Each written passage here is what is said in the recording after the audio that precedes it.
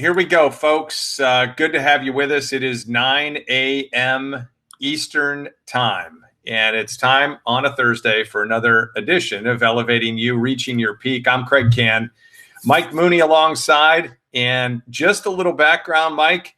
How you doing? Give everybody in 30 seconds, in case they're just joining us for the first time, the who are you and how in the world did we connect? All right, so who am I? I am a person, I believe I'm a catalyst here to help people blow open doors of opportunities in their lives, doing that through the power of reputation, the power of mindset, and branding, helping people to stand up, stand out, tell their story, and be distinguished. Do that through coaching, keynote talks, as well as consulting work. So just excited to be on that path and doing that kind of work now, especially when a lot of the feedback I get from people that we need this now, and coming out of a career of 25 years in motorsports and working at high levels and high performance world, I think the time is right to be lighting people up, and that's how we connected. Was through a mutual friend, and so many. I mean, we're just so like-minded in many ways, and a lot of complementary, messages and our approach, man, and. We just got to brainstorming and saying, what could we do together? How do we take our messages and bring them together in a way that's going to help elevate people, especially during these times when people are looking for the tips, the skills, the thoughts, some motivation, maybe some stories and inspiration to move and drive them forward.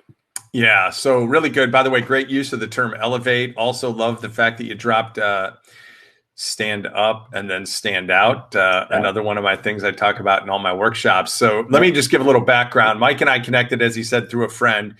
We started chatting. Mike just gave you his background. Mine, if you don't know, 25 years in television, still do media with SiriusXM and my podcast, which I'll mention a little bit later, Tracks to Success.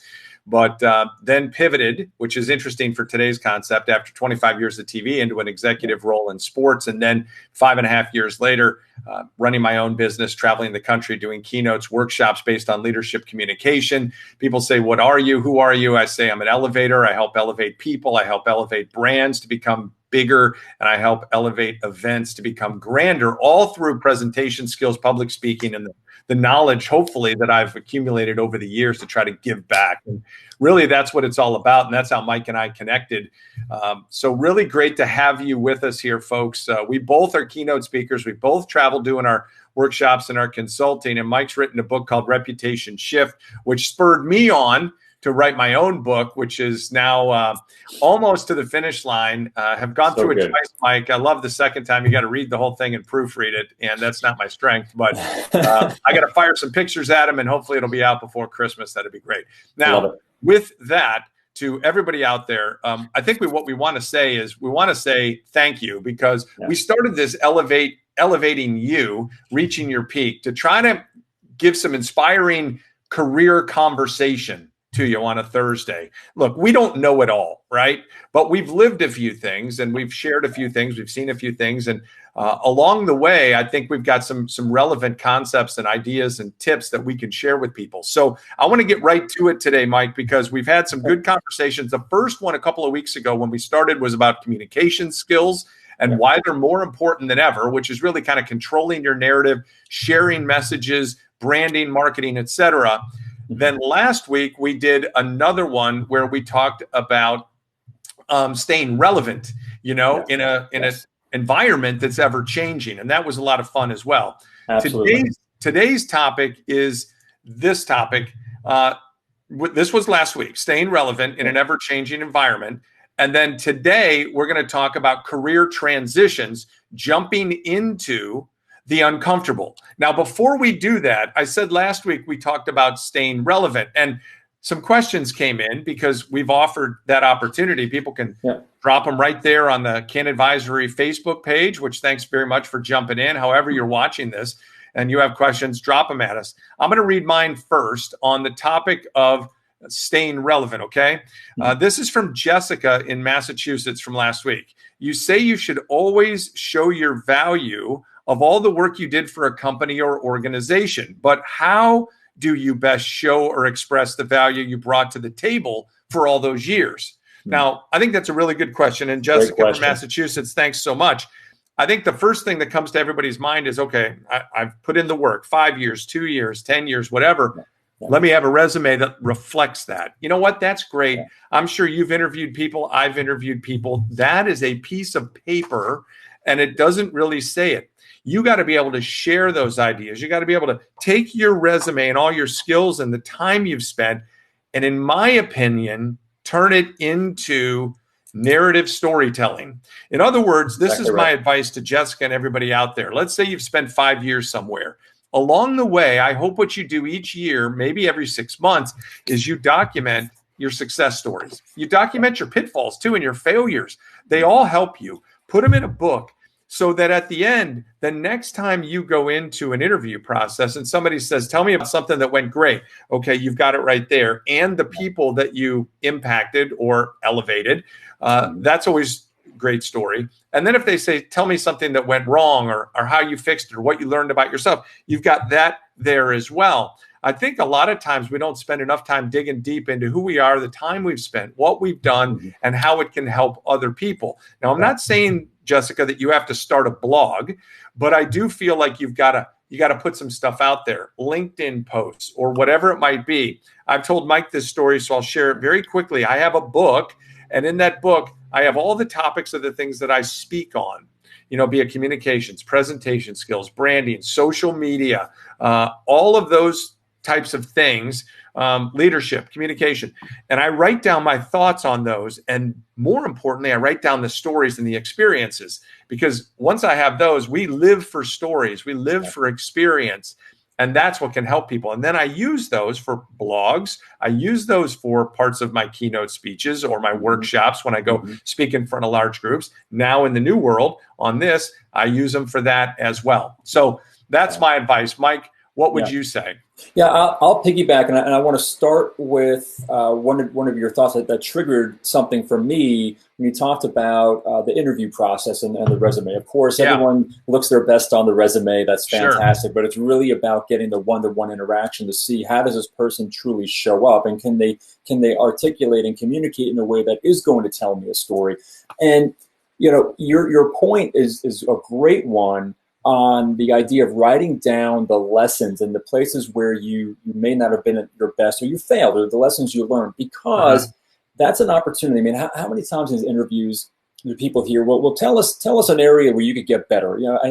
That's that cliche, where's your weakness? And I think having the experiences of where you've learned is a great bridge and a way to kind of flip that question. Instead of trying to come up with what's my greatest weakness, I care too much. That's my greatest weakness, right? You could flip it and say, actually, I'd like to tell you about a time when things didn't go as planned, and I wanted to bring that to life, right? So that's a way of being able to showcase your ability to learn, right, reflect, and then put those lessons into action. So that's the one part of it, my friend, that I love that sort of strategy of writing those down and keeping notes, because we often forget those things. Did you get a question?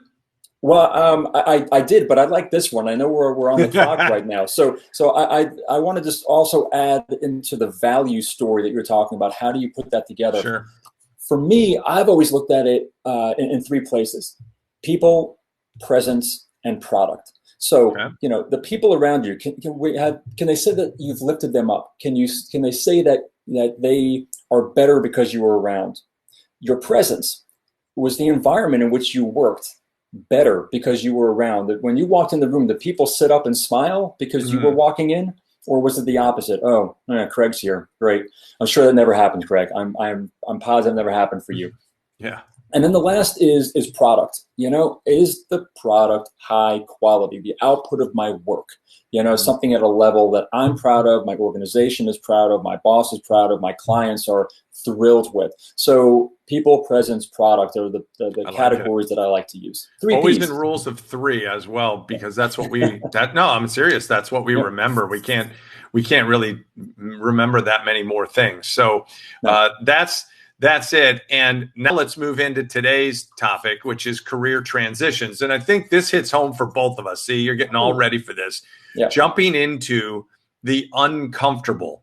Now, just as a little background, folks, I know that Mike was a ad agency executive, then worked a lot with NASCAR in the executive world, working with corporate sponsors and race teams and whatnot, and spent a lot of time doing that. I mentioned already my career was television, media, and then an executive role with the LPGA as a communications head.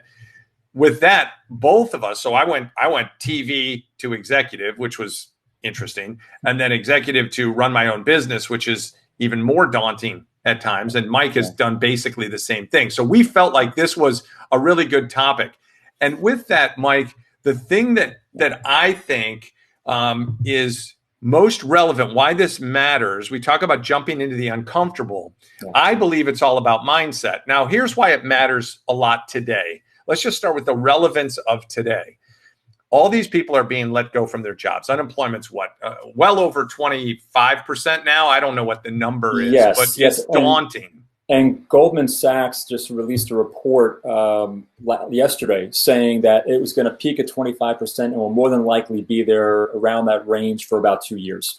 Okay, so there you go. So you got people who've lost their jobs. You've got other people who've been furloughed. And technically, I'm serious. If you've been furloughed, you're thinking you might still lose your job, right? And then you come back, if you are working, there's no way that everybody feels safe right now. They just don't. So you're thinking, probably, if you're smart, you're thinking ahead, what my next might be, or might I be let go, or what would I do if? All of those things are really, really scary.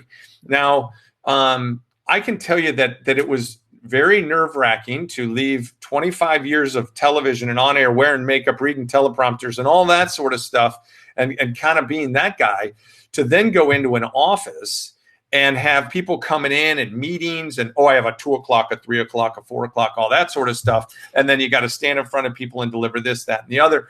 It was different. And I was uncomfortable. And I remember my boss at the time, Mike Wan, the commissioner of the LPGA, saying, you got to get comfortable. He asked me how I was doing. I'm like, man, this is the first time. I just don't know. I mean, I don't know how good I can do this or whether I'm ready for this, et cetera. That's how a lot of people feel, Mike.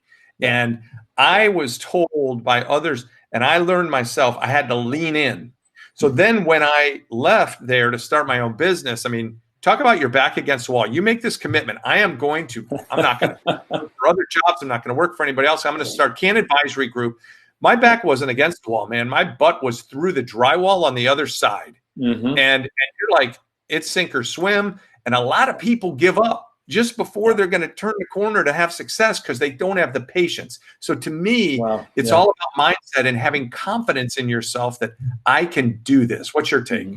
Oh, man, I absolutely love where you're going with this because it does so hit home for me. Very similar situation where, 25 years in an industry and in motorsports and holding various positions where, as I reflect back, and I do believe that there's no experience and no emotion ever wasted in our lives because the experience is going to sharpen our saw to get us better. And the emotion is going to strengthen and forge that resolve to move forward. And as I look back, I did some reinvention along the way, where I started out as a PR guy, then strengthened, moved over to marketing, then moved over to operations, and sponsorships and different things. So, I started to take stock in the places I had been and thinking about when I was going to make this pivot, as scary as it was, you're spot on, man. When you're going to leave an industry where you have your relational equity, you could close your eyes and get the job done and jump out and pull the ripcord and say, okay, I'm out here to do my thing now. Man, you find things in yourself that you didn't know you had. But I do believe it absolutely and fundamentally comes down to mindset and the way that not only you can look back to where you've been. I had a business coach years ago walk me through this example, and I loved it, man, because he said, go back to the last 3 times when you were at a crossroads in your life or your career. How did it work out? And I went back and I'm like, that worked. Yeah, that ended up working. Yeah, they ended up working out. So what makes this any different? And he said, the only difference is if you don't bet on yourself, it's not going to happen. So you have to lean in.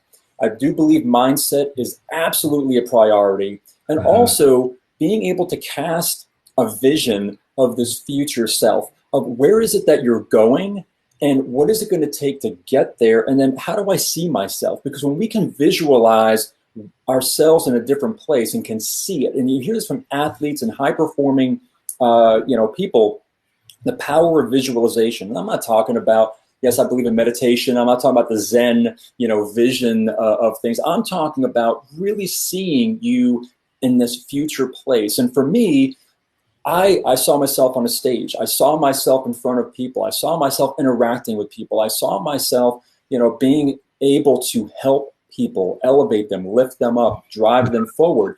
And I started then taking stock in what are those things that I need to know and have, and the stories and the experiences or the knowledge that's going to help me get there. And it was that work that helped keep me moving forward when I was faced with a lot of those challenges. And you wake up that little voice at about 2 a.m. and it's about 120 degrees in the room. Yeah. And you're like, why is it so hot in here? Yeah. And it gets real. I mean, I've got a bunch of those stories, man, where I thought I had a great bridge of consulting clients to get me through the transition. And when I jumped and I had their commitment, I found out that none of them were really going to be there, and none of them showed up. But you'd already gone there. You'd already actually committed. So, I was out of the plane going down, saying, okay, where are you guys? And look, I don't begrudge anyone on that, because again, I believe all things happen for a reason, because that made my story different. And again, it forged me in a way that I couldn't have done if those other deals had come through, man. So I couldn't agree more that. All right. So you've probably heard. I can go on and on and on, man, because this is something, and you as well. Just it touches our hearts because we're here because we stood in it and we're standing in it and we are uncomfortable every single day. Yeah. So you've heard that line: "A goal without a plan is just a wish." Yeah. Right. So you've got to, when we're talking about career transition, let's say you're thinking about, I'm speaking right to you, our audience. Yeah. So let's say you're in your job right now and you're thinking, I'm just not fulfilled. I don't love the word happy.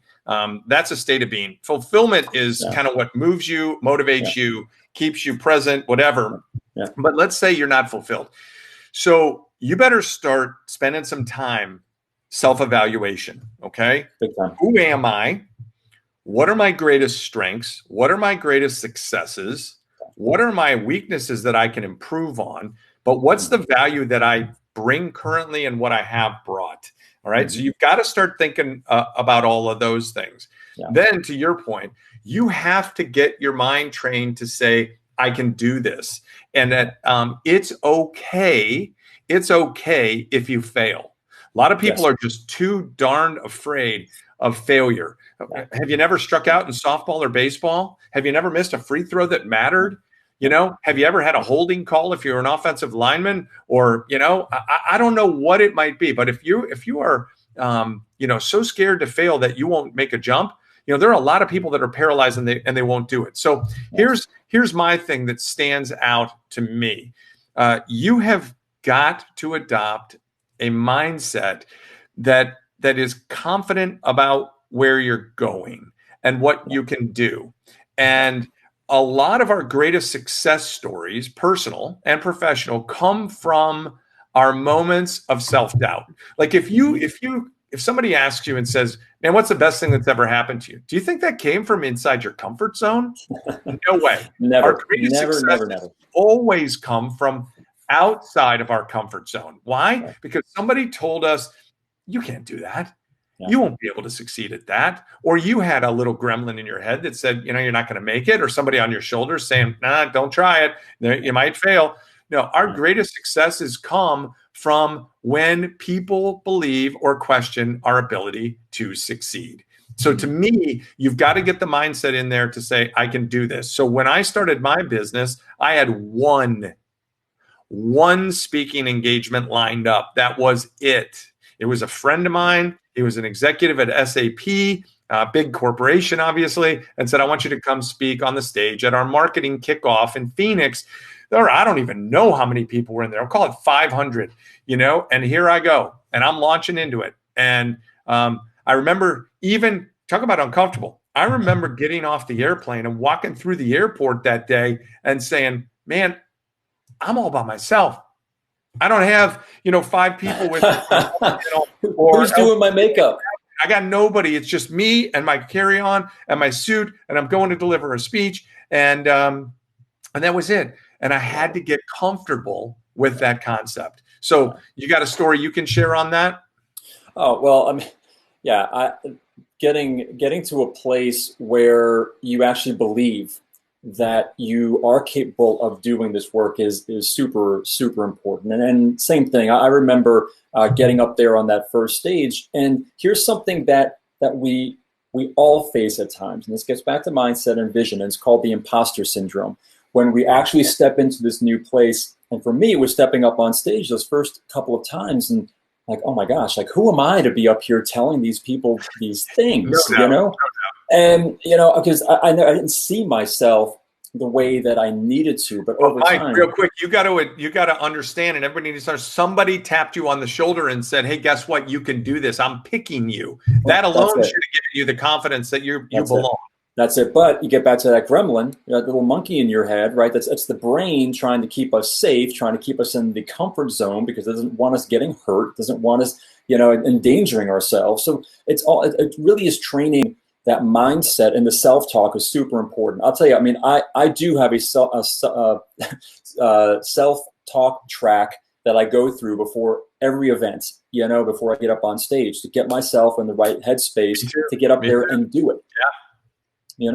But I'd also say too that to your point about taking stock in yourself, I'm going to go back to threes, right, man? Because I'm big on the threes and with the letters, right? So this is V's, 3 V's, and I think people right now need to take some time to reground themselves as they're thinking about where they are, where they're going, what this pivot may look like, and really dig into their values. What do you stand for? What are you about? What do you believe in? What do you live out? The other is value. What value are you bringing? What is it in your sweet spot, in your flow that is authentically you, that when you do it in a way that people sit back and go, wow, that's amazing. I mean, Kraig, like for you, when you're doing your TV work or being up on the stage, people are like, that's amazing because you're in your flow. That's your value. The third V is vision. And you've heard us say this a couple times, folks. It's about the vision of how you see yourself moving forward, not where you are. Super important to keep that in mind. Your pivot, you're getting into the uncomfortable space is not about where you are, it's about where you want to go. So having that clear vision of you and where you want to go is just paramount during these times. That's huge. That's huge. Right? And I talk about too, executive presence for those that are there, and people say, what does that mean? A lot of it is when you walk into a room, can you own it? What do you stand for? Do you have an opinion? Are you able to move people from one topic to another, or a shift in mindset? Can you influence people? Can you elevate people as well? You need to think about, all right, what have I brought to the table? What will I bring to the table? And then play the role out. Don't play, what if I fail? Play, what if I succeed too much? What if my company gets to be too big? Today, just before noon Eastern, I'm going to make an announcement. Kann Advisory Group's making an announcement. All right, check it out, folks. Go to my Twitter at Kann Advisory, at Kraig Kann. You'll like this, Mike, because I guarantee you're going to get to know this guy. But I'm making a move today. Kann Advisory is officially growing today, bringing somebody on board, and I couldn't be more excited about it. And this person is doing exactly what we're talking about. He came to me and said, let's talk. And we've known each other for a while. It's going to make my company a lot better. It's going to make me a lot better. But it's a fresh beginning for this person. And they're going into a transition. My job is going to be, hey, here's what I can share. Here's what I've done. Look, you are so talented, so skilled. You're going to make me better. It's all about the mindset and being able to do that. So to everybody out there, if you're thinking, all right, I might want to go, I might want to leave. Where do you want to go? What cities? What companies are in those cities? Who can you talk to? How many people can you use as a research project to find out what that industry is? Are you going to stay in the same industry? Are you going to venture outside and do something perhaps, a little bit different, which is scary for a lot of people? Okay, if I do that, what am I going to bring to the table? What are your differentiators? What separates you from others who do the same thing you do? These are all questions you've got to be able to answer if, in fact, you're going to make that transition. It doesn't just magically appear. Somebody offers you a new job and away you go. You got to work at it, right? It might be with a recruiter, a headhunter, or whatever, or you're just applying for jobs. But most importantly, and I'll leave this topic with this, you've got to know your story.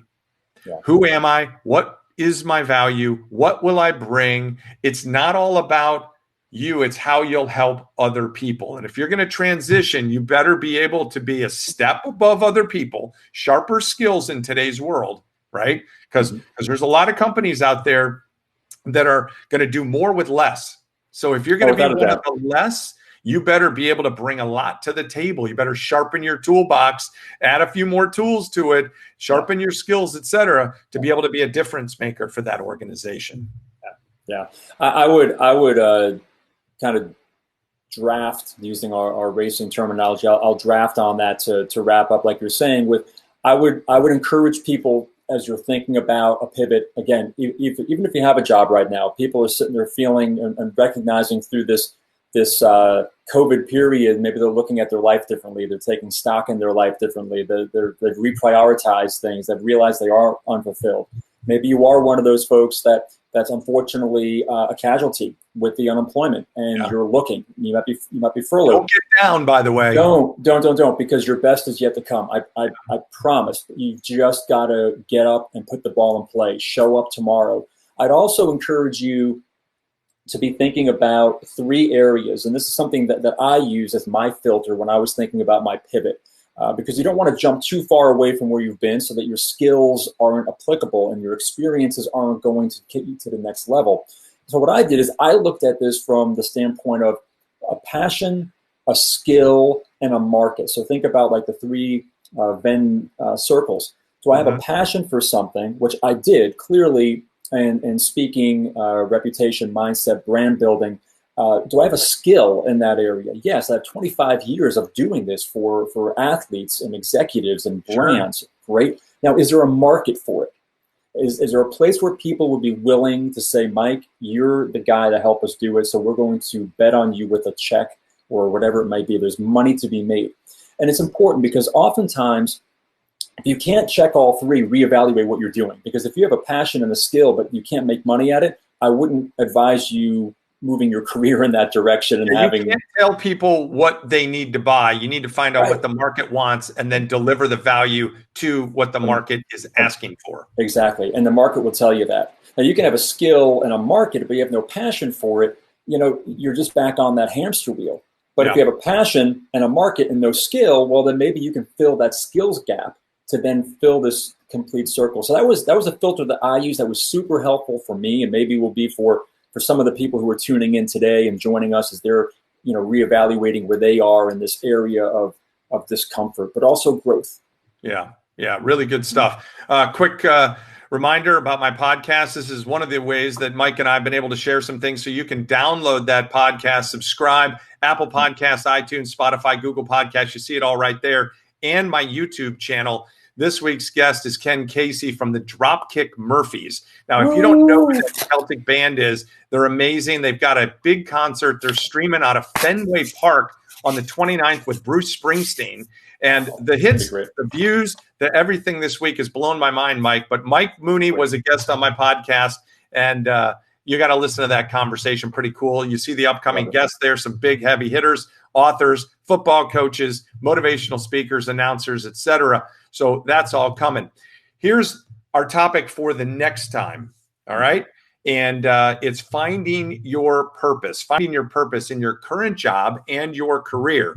So we're going to talk about that. I think this is a lot about confidence, Mike, a lot about what people can do to figure out how they're going to succeed and what value they can bring where they are. So that's one of the things. All right, folks. if you want to learn more about Mike and me, Mike, why don't you tell them about your website before we head out of here? Absolutely. So if you want to go to MikeMooney.com, you can check out my work there in the areas of reputation, brand building, coaching, keynote speaking, consulting work. And then also I'd love to connect with people on LinkedIn and Instagram and Facebook as well. So Facebook, Mike Mooney Speaks is where you can get to my business page. And then you can find me on LinkedIn also. So I'd love to connect. CannAdvisory.com is the hub for my business, workshops, webinars, seminars, keynote speaking. Learn how to be the green shoe. If you want to find out more about that, info@CannAdvisory.com. Email me or catch me on LinkedIn as well. At Kraig Kann on Twitter, at Kraig Kann on Instagram. But CannAdvisory.com is the hub for all things elevating communication. Mike, it's been a blast. And I know you've got a busy day today. I do as well with consulting clients. We got to get back on the road, man. We got to get back.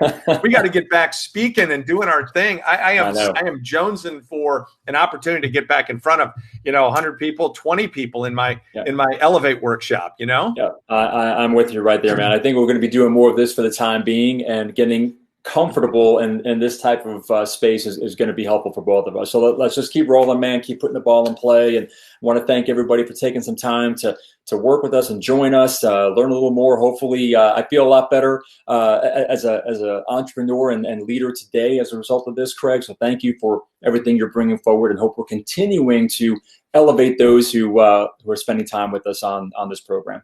No, it's great to do it with you. To everybody on the Kann Advisory Group Facebook page, or maybe it's Mike's Facebook page, I know he shared it there, or mine. Thanks a lot, man. We really appreciate it. Put your questions down right here.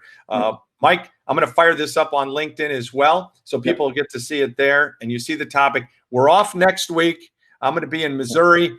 Mike's busy as well, but we'll rejoin the following week with our next one. And obviously, if you follow us on social media, you'll see our promotion. So thanks so much for being a part of it today. Been great to elevate you. Hope we've given you some tips that'll help you reach your peak. Inspiring growth conversation based on career on Thursdays at 9 a.m. Mike, have a wonderful day, buddy. And always good to see you. Good to talk with you. Thanks, brother. You be well. All right. Thanks, everybody. Have a great day. Take care. And we will talk to you soon.